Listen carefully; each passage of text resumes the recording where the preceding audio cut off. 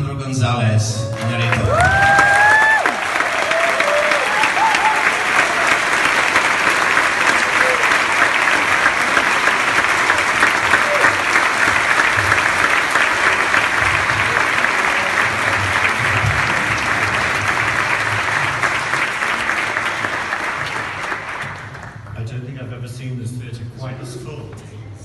I'm really scared. Don't be scared.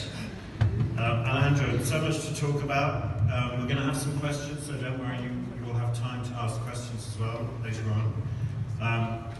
I want to get a grip on your career, but I want to start sort of talking a bit generally, I think, about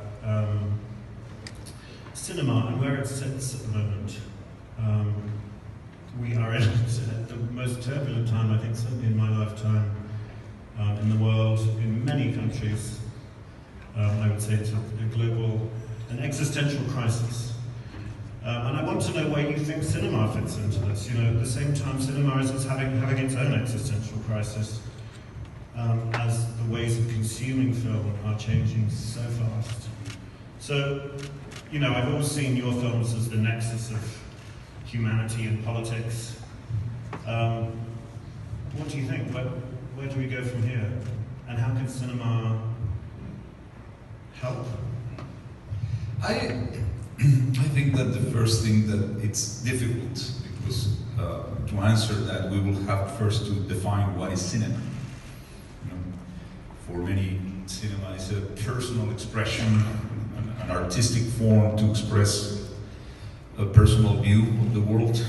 For others is just entertainment, or for others a medium to make money, an industry, and for others is a technological, embedded in the blood of something that will be evolving all the time. And so the difficulty is to define what is that, or actually if cinema is all of those things. It borns like that. We have to always remember that cinema started as an experiment that became kind of a circus in Paris to entertain people.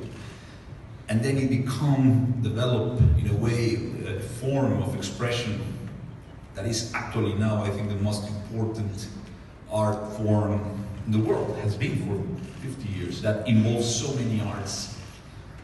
But it's all of this, and it's an orgy of interest that are in the same depth, you know, with poetic principles, but at the same time it's horror that charge money, and you know, it's so the nature of film or cinema. It's complicated. So it's being stretched to every angle possible.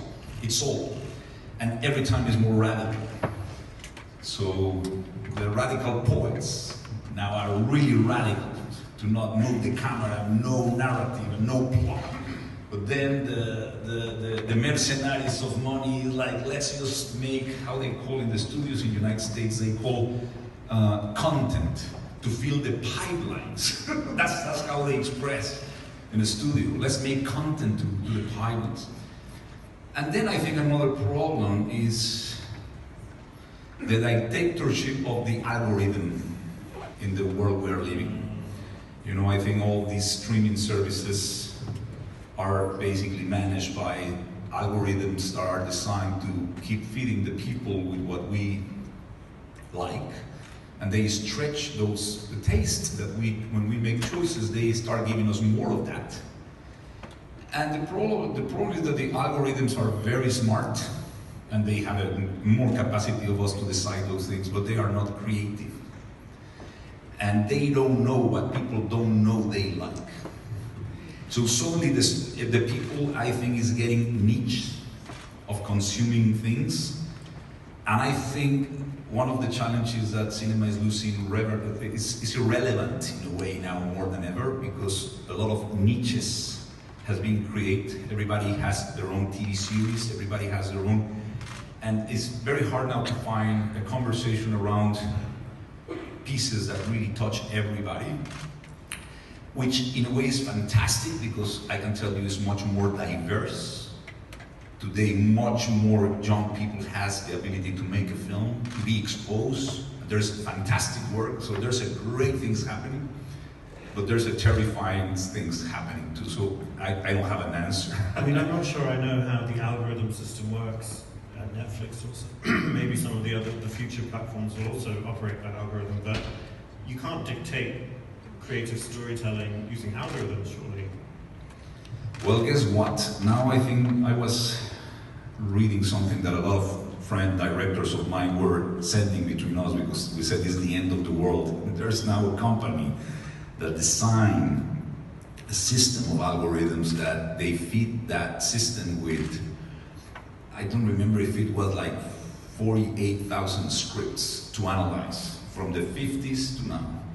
And then this machine, in a way, got what the patterns that the successful films has gotten.